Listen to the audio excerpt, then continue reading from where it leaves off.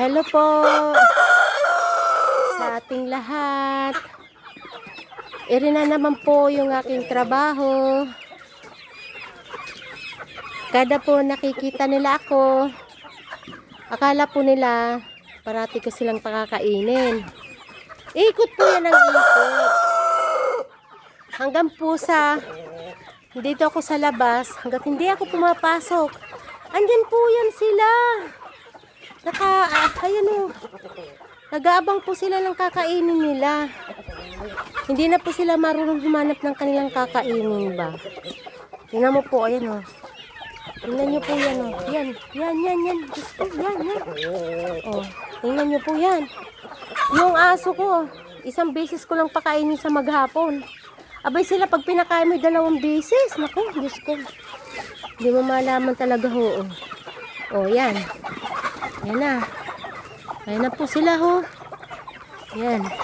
Ito po yung pinagkakagastusan ko. Magkano po ang isang linggo nito? 547. Ngayon po, nakabili na naman po ako. O, ayan. Ganyan po sila ho. Tingnan nyo po. Kahirap po palang mag-alaga ng ganito. Bukod pa yung, ayan o, pagkain ng aso, kakainin pa din yan. Pagka po, nakita naman nilang nagpapakain ako ng aso, napunta na naman po sila dun. O, tingnan nyo po, o. Diyos ko. Talo pa po nitong nagpapasuso ako ng malit na bata. Yung bang nabili ka ng bote, yung gatas. Dari po, o. Ganito po pala alaga ng mga ganitong magastos din po pala sila. Ayan o. Ayan po yung pinagkakagastusan ko sa manok na to. Pag hindi mo naman po sila pakainin, abay kung saan naman po sila nagpupunta, nagsusuot. Kaya kailangan din po nating pakainin. At pagka sila po ay bibinta ko po yung iba. Ayan po oh. Kahapon po may gustong bumili eh. Natakot yata sa presyo ko, 1,000 isa. Hindi po, yung malaki po 1,000. Yun po yung pong huluhano kung tawagin yan. Yan po. Yan po. Bata pa po yan pero napakatangkad kasi nila para silang mga semi-ostrich ba. Yan po. Eri po, ayan napakalaki. Hindi ko alam kung anong pangalan nito. Yan oh, yan oh. Kinuha po yan ni Master para po makapagpalahi kami. Eh, ang problema naman po, hindi naman sila ganun kalaki. Hindi naman ganyan kalaki. Iri po, oh, yung mga parang natatalo po yung yung dugo nito doon sa huluhano. Ayan po, oh. Kasi ilan po yan silang umaasawa sa mga babae. 3 huluhano. 3 huluhano, tsaka ere po, 1. Siguro ayaw po nila dito kasi mabigat yan eh. Malaki po kasi ito, mabigat. O ikaw, tama na yan. Pagkaan yan ng aso, ikaw naman eh. Yan oh. Nakaka po sila. Minsan dito po na pupunta lang yung biro mo po sa isang linggo, napatak din po pala sila ng 1-2. Ay, hindi. Sa isang linggo, nasa 2,000 plus po. Ang mauubos din natin. Yan, sa pakain lang po yan. Wala pa po yung mga bitrasin. Wala pa po yung pagka nagsinisipon sila. Wala pa. Bukod pa po yun. Kaya yan oh. Ayan po, huluhano po yan, yan. Huluhano yan. Tsaka yung nandoon na huluhano. Eh ngayon po, ayan, nangingitlog po sila. Sige, mangitlog ka lang dyan ha. Mangitlog ka lang, mangitlog. Ay, ayun na po, mayroon na nga po. Oh, mayroon na pong 4. Siguro yung mangingitlog pa, nabulabog ko po eh. Kinakain ko po yung itlog nila. Kasi ayaw ko pa munang sila ay sila ay pisa. Dahil po sa madami po kasi sila. Kaya po yung mga itlog nila, ginagawa ko po, kinukuha ko. Kakainin ko, siyempre. Ulamin ko sila. Alam nga naman na papisa lang ako ng papisa wala namang puro lang akong sipakain. Hey! Eri naman po yung aking aso. Yan. Yung aso ko na yan. Mamermis ka at ilalive nga kita ho. O yan, tuwan-tuwa po sila kasi pakakainin ko na. Yan po aso ko na yan. Galing po yan kay Sister Nening Osyo sa partida po. Yung aking ka-sister. Hiningi ko po yan. Kasi bit ko pong mag-alaga ng aso. Kaya lang po, yung aking paboritong aso na gustong-gusto ko po yung talagang aso na yun. Binigay po sa akin yun ni Sister Nining.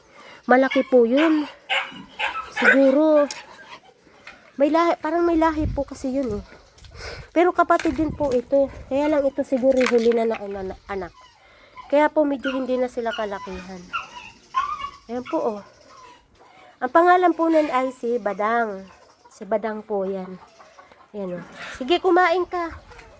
Nang kayo ay mabusog. Tapos, rin naman po yung isa. Dito ko po sila nilagay. Kasi bawal po nang nakakalat ang mga hayop. Yung mga aso. Kasi delikado po yung mga aso Ayaw din po ni Master na yung mga aso ay nakakalat bago ibig sabihin yung mga dumadaan natakot sila o baka makakagat ganun. Kaya mabuti na lang po yung umiwas tayo sa mga bagay-bagay na ganun. Hoy! Ay, naku. Talaga ikaw, Badang. Iri po, si Badang. Yan, si Badang po yan. Yung isa si Budang. Talaga naman po, Yan po yung pagkain nila. Humihingi po ako ng mga, yung po ng isda, hasang. Tapos, yan, pinapakain ko po sa kanila. Bumibili po ako ng bigas na mamurahin. Tapos, tignan nyo po. Nagpakain pa ako ng sa kanila. Andito na naman po sila, Ay, naku. Hindi ko na alam kung paano magpakain ng mga ganito. Kailangan ba maya-maya, ba itong mga 45 days para sila ipakainin ko ng pakainin ng nakakahilo po sila. Yan. Nagluluto pa ako ng pagkain nila. Yung pong mga hasang ng isda sa nagtitinda ng mga isda sa talipapa. Hinihingi ko po yan. Tapos, yan po yung ginagawa ko. Nagsisaing po ako para meron po silang kainin. Hindi pa ako nagpapakain ng yung panis. Ayoko po silang pakainin ng ganun. Yan. Eri po si Badang, mapakatigas ng ulo nito Kaya minsan masabit siya dun Tinatali ko po sila. Kasi kahirap din naman po yung nakakalat yung mga hayop. Yun lang pong manok, hindi ko kinukulong kasi hindi naman sila nakakaporisyo ng Tamang naninirahan lang yan sila sa mga puno ng kahoy. Puno ng saging, puno ng mangga. Sa puno ng mangga, doon po sila nakatira. Dini po sila nakalilim Diyan po sila May hagdan pa po yan, paakyat. Ayan. Tingnan niyo po yan. Yan. Ngayon po, kukunin ko yung mga itlog. Kasi, uulamin ko po yan. Yung mga itlog na yan. Ay, nandun pa. Ang hindi pa yaring mangitlog. Hindi pa yari. Pakahirap pa pala talaga mag-alaga nito. Diyos ko. Kung bakit ito yung natripan kong alagaan. May pusa din po ako, isang piraso. Pag nanganganak po sila, ayun, kung sino yung may gusto, pinamimigay ko. Mabait kasi yung pusa ko. Hindi sila nagnanakaw ng pagkain. Pagka talaga pong minsan hindi ko sila mapakain, hindi ko siya mapakain. Ayun, minsan sila. Nagkakalkal ng kaldero. Pero hindi naman sa kaldero, yung lang nakalagay sa lamisa na walang takip, yan. Pinakikialaman nila. Wala na pong anak yung mga pusa ko. Hiningi po lahat. Kasi yung mga kulay po ng mata nila, blue. Kulay blue po yung mga mata nila. Yan po, oh. Tingnan mo po sila, oh. Hindi po sila naalis. Gusto nila nakatambay rin sa harapan ng gilid ng kusina ko. Tingnan nyo po. Tatlo yung huluhano ko na yan, eh. Yan, oh. Yan. Yun din, huluhano din yan. Napakatangkad nila, oh. Pero bata pa yan. Siguro wala pang 2 months or 3 months yan. Mga anak po yan ng Pero mo. Ay, hindi. Parang ito, unang anak. Yan. Unang anak po yan. Yung po yung itim na yung pangalawa. Pangalawang anak yun. Ang marami ko po inahin. Yung aking inahin na nangingitlog ay 8. 8 or 10. Parang ganun. Kaya po araw-araw, tuwing makalawang po ako, nag-harvest ako ng kaya pangatlong araw, nag-harvest po ako ng mga itlog. Ang nakukuha ko po minsan nasa 11, 13, ganun po. Pagka inaraw-araw ko naman, may nakukuha kong 4, 5, 7, mga ganun. Kaya po pala mag-alaga nito.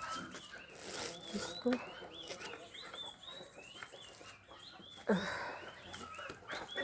Ubos ang budget natin dito. Sige po, maraming salamat po sa inyo sa panonood ng aking video na ito. Thank you po. Bye!